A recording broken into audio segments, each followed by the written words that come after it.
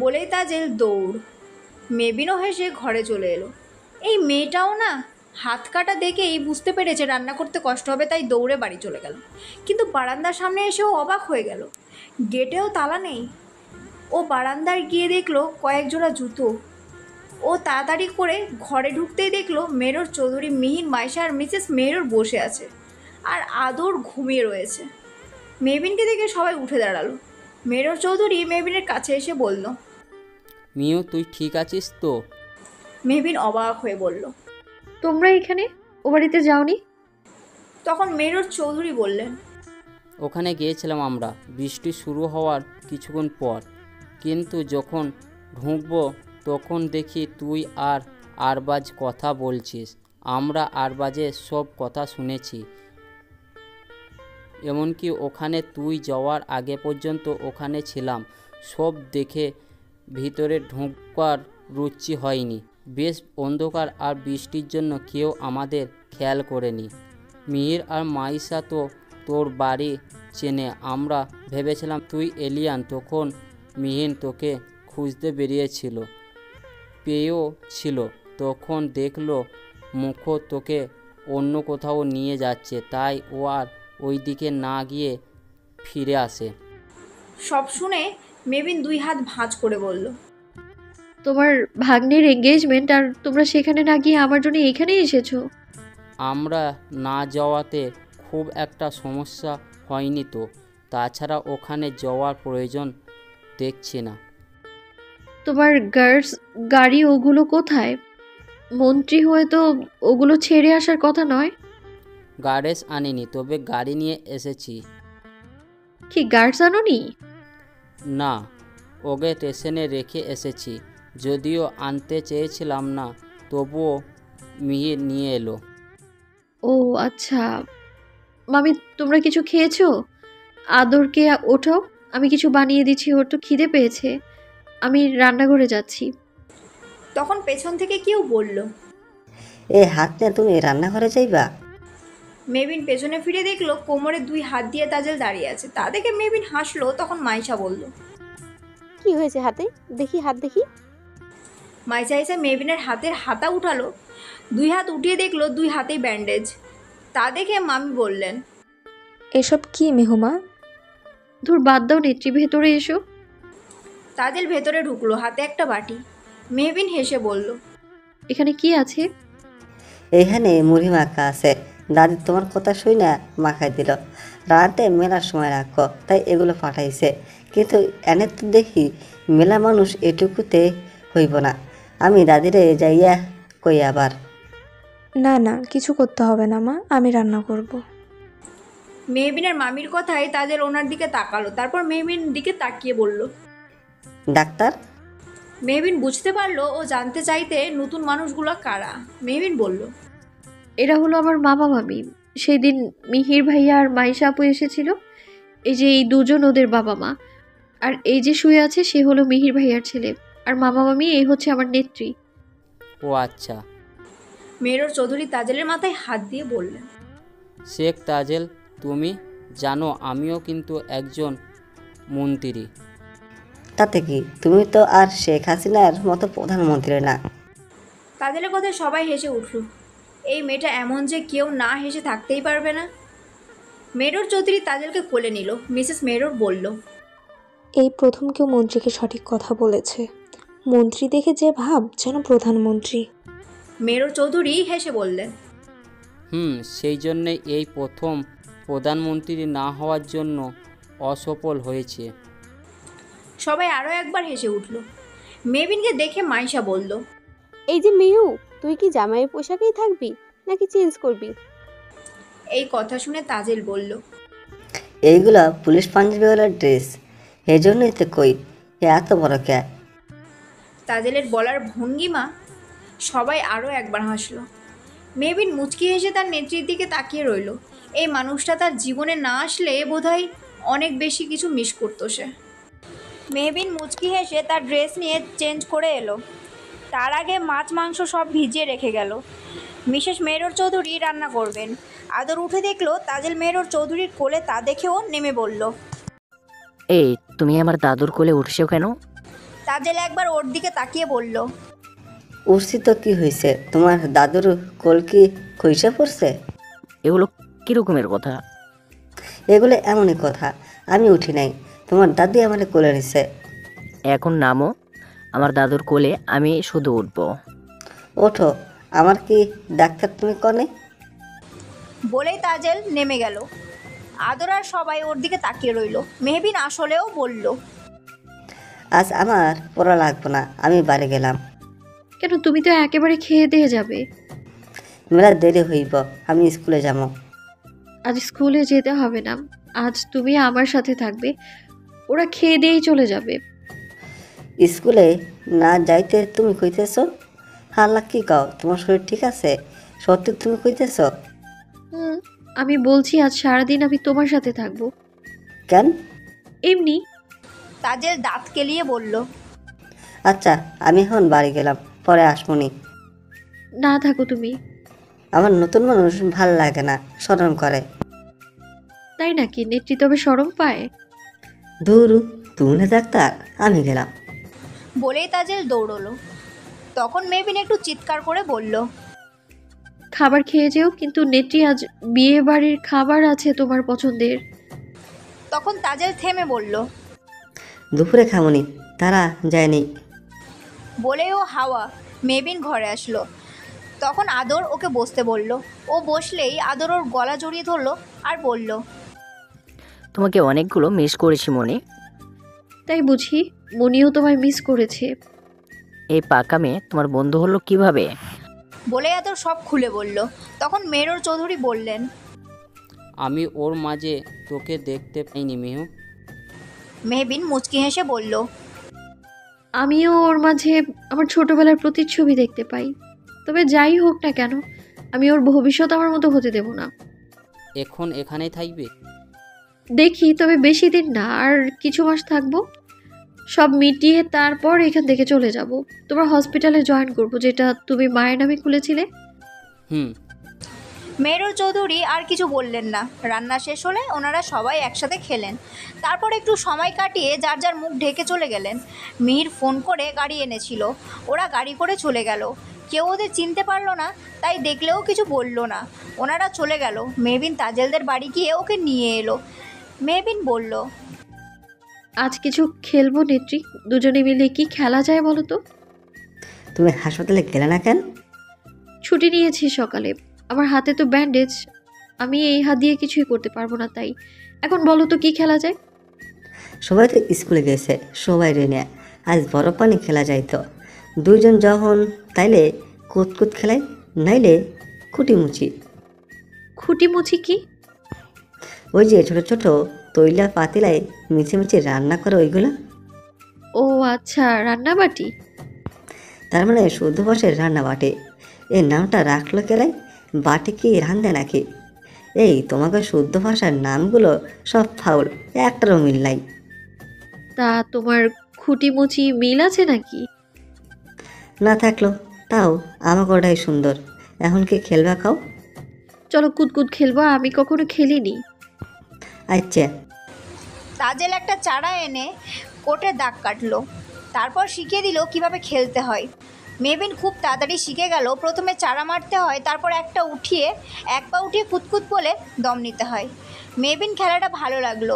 ওরা দুজনে মিলে খেলতে লাগলো। ওদের কুতকিত খেলতে দেখে কিছু মানুষের চোখ ছানাবড়া হয়ে গেল। মিশু এসেছে মেহবিন কাছে, ওকে আসতে শুনে সবাই ইয়াংস্টার বাই এসেছে। সেই সাথে নাফিয়া, মারিয়া, আলভিও এসেছে।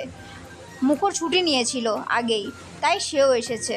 সবাই বলেছে ওর বাড়ির সাথে সাথে গ্রামও ঘুরবে। ওরা দুপুরেই ঢাকা ফিরে যাবে, তাই এখন এসেছে। ওদের খেলতে দেখে মিশু পেছন থেকে বলল। ফুল। মেহবিন আর তাজেল পেছনে তাকালো। ওদের সবাইকে দেখে মেহবিন একটু মুচকি হাসলো। একটু মুচকি হেসে দিয়ে যা দেখে আরবাজ আর মিশুর ভেতরটা পুড়তে লাগলো। মেহবিন বলল।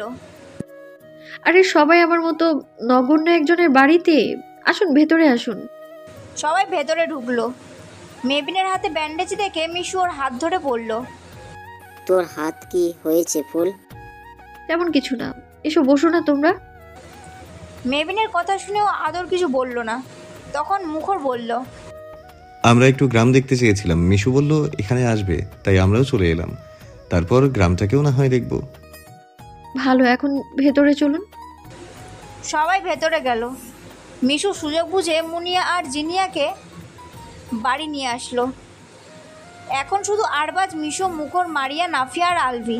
মেবিন তাদেরকে কোলে নিয়ে বসে আছে। মেবিন ওদের সামনে নাস্তা দিয়েছে। হুট করেই নাফিয়া বলল, কালকে যাই।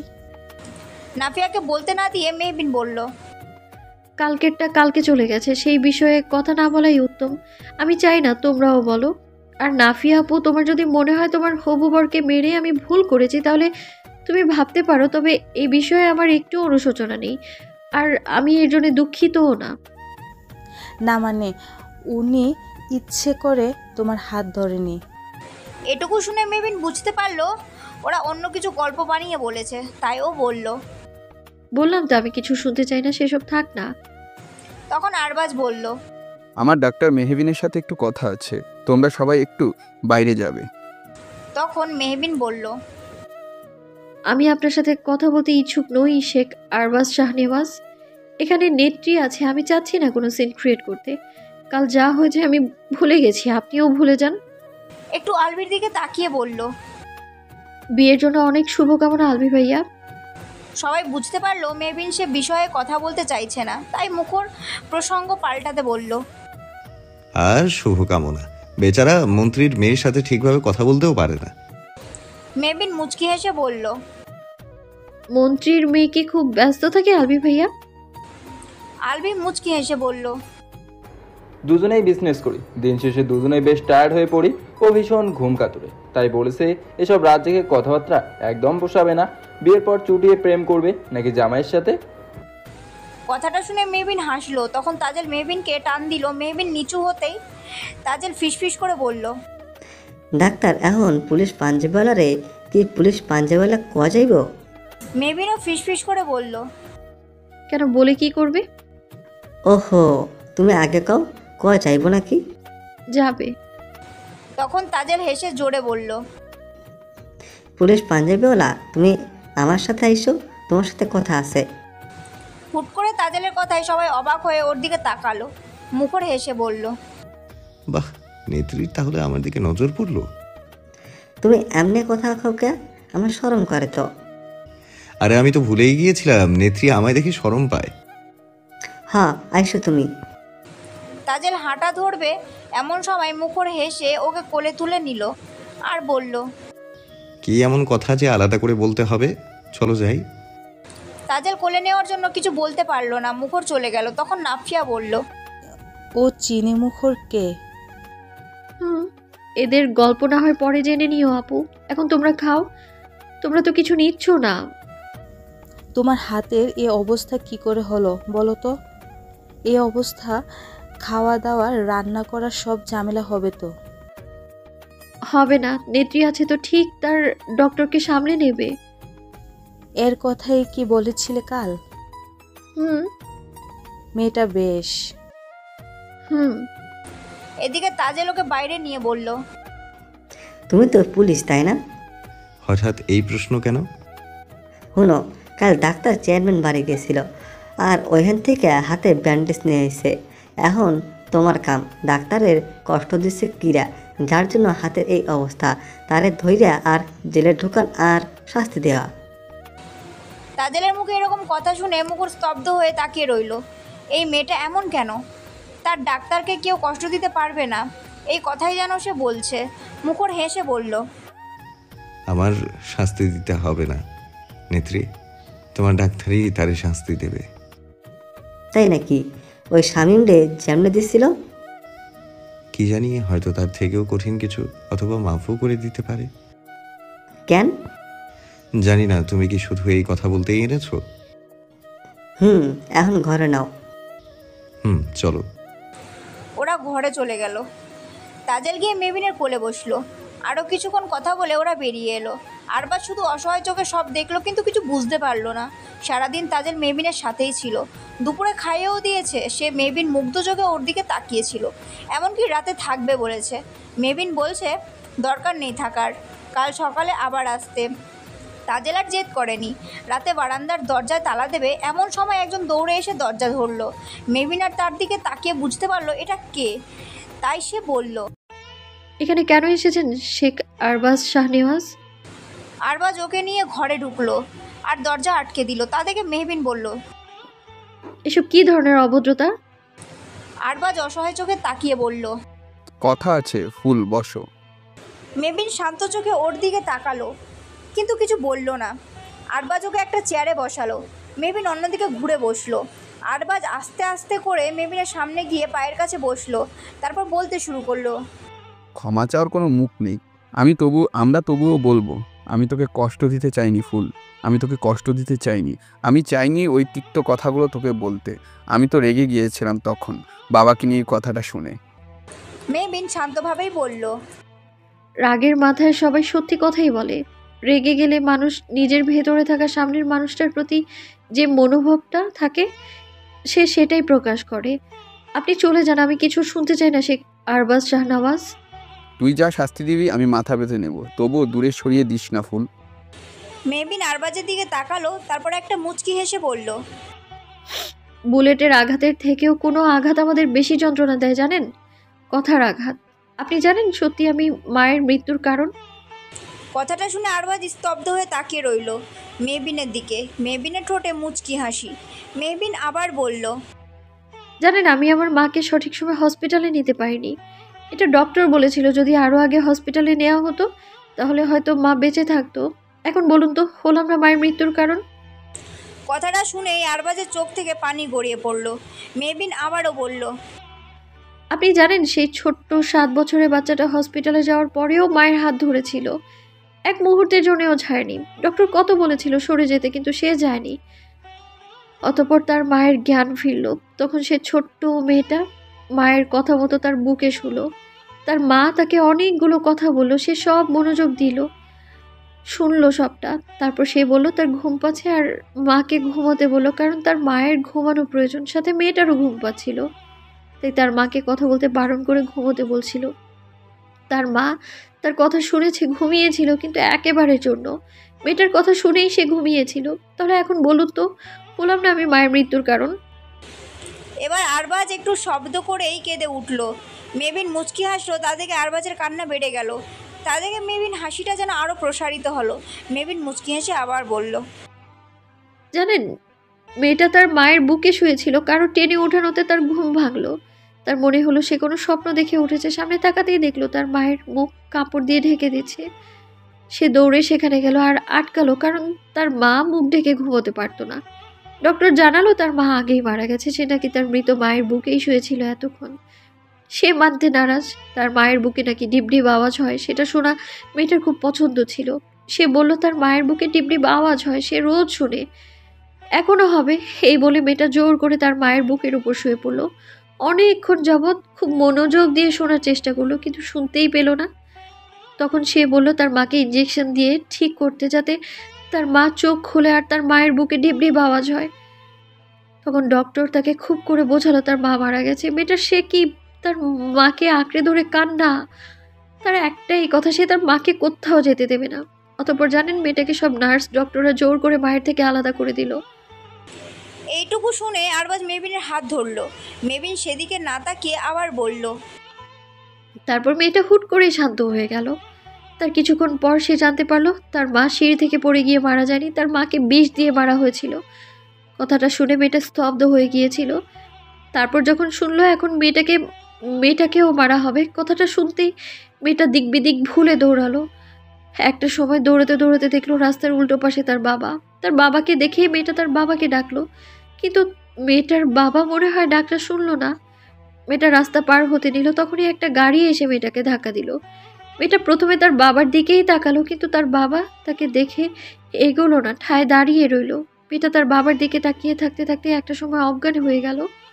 তারপর সে নিজেকে পেল হসপিটালে, আর তারপর থেকেই তার জগৎ আলাদা। কথাগুলো শুনে আরবাজ হাউমাউ করে মেবিনে হাত ধরে কেঁদে উঠল। কিছুক্ষণ পর শক্ত হয়ে বলল,